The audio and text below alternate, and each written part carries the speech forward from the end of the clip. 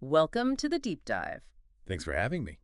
Today we're diving into the world of memory Oh, yeah. with Moonwalking, with Einstein, the art and science of remembering everything. Great book. So many fascinating questions about memory. Absolutely. Like how much can we actually remember? How does it even work? Right. And the big one, can we learn to remember everything? Let's try to, the book tackles this idea of photographic memory right off the bat. Oh, like that idea that some people can just remember anything perfectly after seeing it just once. Exactly. And they talk about this woman, Elizabeth, Okay. and she claimed to be able to memorize whole pages of poetry after a glance. Pretty amazing, right? Oh, yeah. But when researchers looked into it, it seems like there's not much evidence for photographic memory being a widespread thing. Huh. Interesting. Yeah. They even tried to find people like Elizabeth in a nationwide test. Really? And they couldn't. No one could do it. So what about those stories of, those Talmudic scholars who could recite anything from memory? Oh, the Polak? Yeah, them. I always thought that was, like, exaggerated or something. Well, it's true. They did have incredible memories. No way. Yeah, but probably not photographic. Okay. It was more likely because of their, years of intense study and practice. So dedication, not a superpower. Exactly. Just like a musician who practices a piece for hours and hours. Yeah. Yeah. Yeah.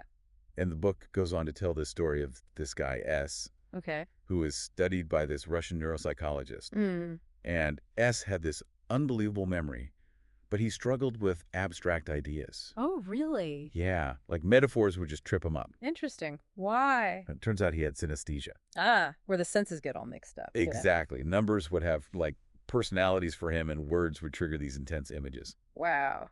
So his amazing memory was almost working against him in some ways. Yeah, it made it really hard to grasp abstract concepts. That's fascinating. It really shows that memory isn't just about, storing data. It's about how our brains make sense of the world, too. Yeah, okay. It's not just a hard drive. Exactly. Our brains are always processing things. Absolutely. And this leads us to another important point: working memory. Oh, okay. And, well, its limitations. It's that type of memory we use to hold information for, like, short periods. Oh, like when someone tells you a phone number and you have to remember it long enough to write it down? Precisely. And most of us can only manage about 7 things at once in our working memory. 7. Seems kind of low, doesn't it? It is. Hence, the magical number 7 concept. Right. So how do we ever get anything done if our brains are so limited? That's where chunking comes in. Chunking. Yeah, like, Yeah. instead of remembering 7 individual numbers, we group them together. Like a 2-digit area code and a 5-digit number. Oh, that makes sense. Break it down into chunks. Exactly. And this is how experts in all kinds of fields deal with tons of information. Okay. Like who? Chess players, of course. But also, believe it or not, chicken sexers. Wait, chicken sexers? Yeah. Those folks who can tell a chick's sex just by looking at it, they're incredibly accurate. Wow. They can spot tiny patterns and details that most of us wouldn't even see. So it's like they have this vast memory bank of patterns to draw on. Exactly. Expertise is built on a foundation of memory. So it's not just about, like, a good eye, but a really informed one, too. Right. And that brings us to this really fascinating case of EP. AP. Yeah, this guy who couldn't form new memories after his hippocampi were damaged. Oh, wow. So he couldn't make new memories at all. It was really tough for him. I bet. But the interesting thing is he could still learn new things, even if he couldn't remember actually learning them. What? How is that even possible? Well, he could learn a new skill, Okay. but wouldn't remember the lessons or the practice. Yeah. It's like different types of memory at play. So even without conscious memory, he was still learning. Mind-blowing. It is. It Mhm. points to this difference between declarative memory, like facts and events we recall, Okay. and implicit memory, which is more unconscious, expressed through, skills and actions. Like knowing how to ride a bike, you just do it. Exactly. Oh. EP's case shows how complex our brains are, how we store and use info in ways we don't even realize. So we've talked about limitations, but the book also talks about improving memory, right? Like that memory palace technique. Oh, yeah. It sounds almost magical, doesn't it? It does. But it's been around for centuries. Yeah. Basically, you create this mental map of a familiar place, Okay. like your childhood home, and then you put images of the things you want to remember in specific spots. So instead of trying to remember a grocery list, I'd imagine walking through my house and putting images of each item in different rooms. You got it. The book actually has an example where the author uses it for his to-do list. No way. Yeah. He puts images for each task in different parts of his house, creating a journey he can retrace in his mind. Did it work? Could he remember his whole to-do list just from walking through his house in his head? He did. And get this, it works for all sorts of stuff. Speeches, long numbers, you name it. Wow. Sounds like a superpower. Right. Okay, I'm gonna try this. But is it easy to do? Like, making those images and placing them, that sounds hard. The book admits it takes practice. The author himself struggled at first, Oh, good. It's not just me then. but he kept at it, eventually got it down, and the results were incredible. So it's possible to learn even if you're not, like, naturally good at memorizing? Absolutely. And then he takes it even further, the author, and tries to memorize poetry with this technique. Poetry. But isn't that hard? How do you turn abstract ideas into images? That was the challenge, yeah. He found concrete things like groceries way easier to make images for. Makes sense. But trying to memorize poetry brought up this fascinating question. How has our relationship with a memory changed? Oh, I like where this is going. How is memorizing poetry connected to the history of memory? Think about pre-literate societies where memory was everything. Knowledge, stories, traditions, all passed down orally. Yeah, well, yeah. Those people had to have incredible memories. But then writing was invented, then the printing press, and everything changed. We went from memorizing everything to just writing it down or looking it up in a book. Exactly. From intensive reading to extensive reading. Makes you wonder, though, have we lost something? I mean, I can barely remember a phone number now. Right. It's all on our phones and computers now. Do we still even need our own memory? That's the question we'll be exploring further as we keep going on this deep dive into memory. This has already been so insightful. We've debunked photographic memory, talked about working memory limits, and even uncovered this ancient memory technique. It's amazing stuff, isn't it? Absolutely. And there's still more to come. Oh yeah, next time we're venturing into the world of competitive memory. Mental athletes. Can't wait. Oh, you're going to love it. It's incredible what they can do. Stay tuned, folks. It's about to get really interesting. I think when I picture a memory champion, like the stereotype, Yeah. is someone quiet, bookish, maybe a little awkward. Yeah, definitely. But from what I've heard, these memory competitions are anything buoy T boring. Oh, absolutely. These mental athletes are intense. Really? Yeah, they're driven, competitive, and often pretty eccentric. So what exactly are they doing in these competitions? Like, how are their memories tested? Well, picture this. A room full of people, all trying to memorize a deck of cards All right. in under a minute, Hmm. or recalling hundreds of random digits in perfect order. Whoa, wait. Seriously? Yeah. They're tested on all sorts of things. Names, faces, dates, poems. The book mentions this guy, Ben Pridmore. Oh, yeah. He memorized a shuffled deck of cards in something like 32 seconds. It's insane, right? It seems impossible. Like, is he even human? He is, I promise.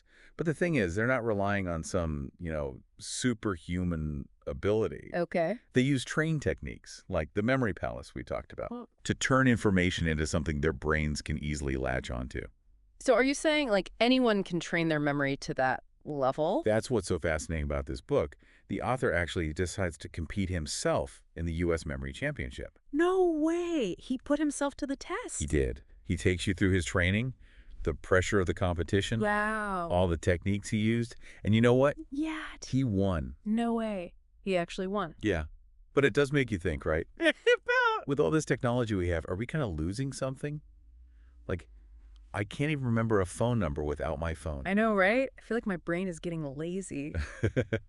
The book dives into this idea of life logging, where people use tech to record tons of their lives, almost like outsourcing their memory to devices. Oh, yeah. Like always having a camera on you, recording every moment. Exactly. Hmm. The book even mentions this guy, Gordon Bell, who did just that. Really? He wore a camera everywhere, captured everything, this huge digital archive of his life.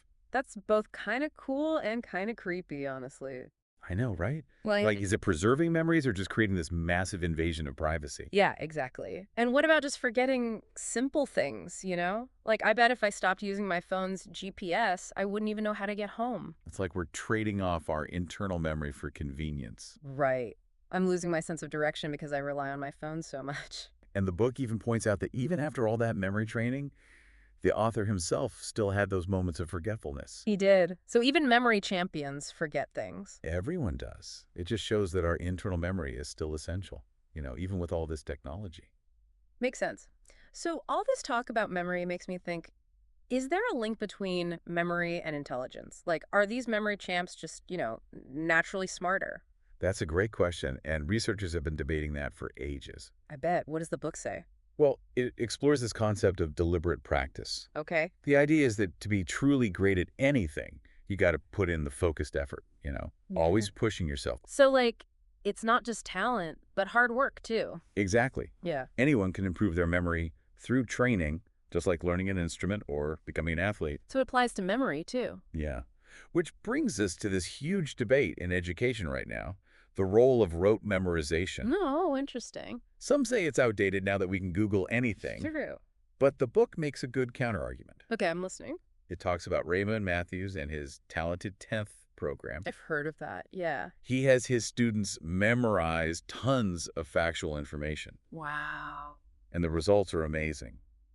These students, a lot from disadvantaged backgrounds, they end up excelling academically. Really? So memorizing actually helps them. The book argues that having this strong foundation of knowledge helps with those higher-level thinking skills. It's like you need to know the rules of grammar before you can write a good story. Exactly. It's not about memorization for its own sake. It's about having the building blocks for deeper learning. Makes sense. So we've talked about memory champs, technology, even education. But now I'm curious about this. What about savant syndrome? Ah, savant syndrome. It's such a fascinating No, phenomenon. no, people with developmental disabilities with these extraordinary abilities. Right. Music, art, math, calendar calculating, often at a level most people can't even comprehend. Like the book talks about Daniel Tammet. He's got these insane math and language skills. Oh, yeah, Daniel. It's Yeah. incredible. He can do complex calculations in his head, I know. And he learned Icelandic in like a week, apparently. like something out of a movie. Yeah. But the book digs into the mystery of it all. Yeah. Are these abilities innate, or could they involve trained techniques that are just expressed differently? So maybe savants are using memory techniques, like the memory palace, but in a way that works for their brains. That's one theory, yeah. Yeah. The author even met Daniel to try and understand his abilities. Wow. What did he find out? Are Daniel's talents natural or learned? Well, the book doesn't have a definitive answer. Yeah. Savant syndrome is still very much a mystery. I guess that makes sense. But it raises these intriguing questions about human potential, Yeah. and the possibility that even the most incredible abilities could be developed through training. So there's hope for us regular folks yet. Maybe. But now, let's move on to something else really interesting, okay? All right, what's next? Let's talk about some of the broader lessons from all of this, shall we? Sounds good to me. We'll explore how memory training can go beyond just remembering facts and figures, Okay. and how it can actually help us become more mindful in our everyday lives. I like that. Mindfulness is so important. Absolutely. Stay tuned. It's about to get even deeper. It's really been a journey, hasn't it? All this talk about memory. It has. Memory palaces, memory champions. It's wild what our brains can do. And one thing that really surprised me Yeah. was the idea that memory training can actually make you more mindful. More present, yeah. It seems counterintuitive. I know. You'd think focusing on remembering would keep you stuck in your head. Yeah, like the opposite of being present. Right. But think about what the author went through. Okay. He went from forgetting everything to becoming the U.S. memory champion. Huge change. Totally. Right.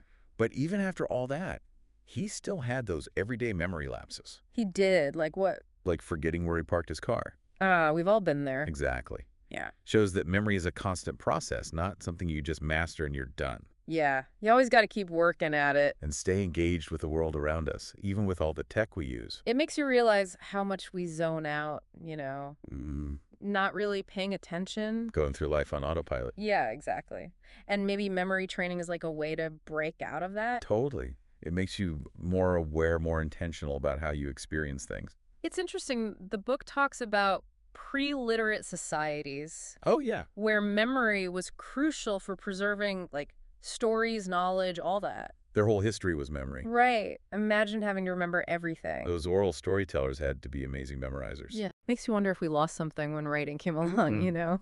We have so much information now, but are we even absorbing it? Or are we just skimming, relying on Google to remember stuff for us? Good point. Because memory isn't just storage, right? What else is it? It's about making connections, understanding, integrating information into your whole worldview. It's about who you are. Wow. That's deep. It really is one of the biggest takeaways from the book. That memory is more than just something in our brains. It shapes us, you know? So what's the big takeaway for our listeners? What do you hope they remember from all this, from this deep dive into memory? Hmm. I hope they remember that memory is a gift, Okay. a tool, but also a responsibility. I like that. It connects us to our past, Mm. helps us in the present, and shapes our future. Mm. And even with all the tech, it's important to cultivate our own memory, not take it for granted. Couldn't agree more. So, as we wrap up this deep dive, I want to encourage everyone listening, pay attention to the world, make an effort to remember things, and appreciate this incredible power we all have. Beautiful. It's been a pleasure talking about this with you. Likewise. And to everyone listening, thanks for joining us. We'll see you next time on The Deep Dive.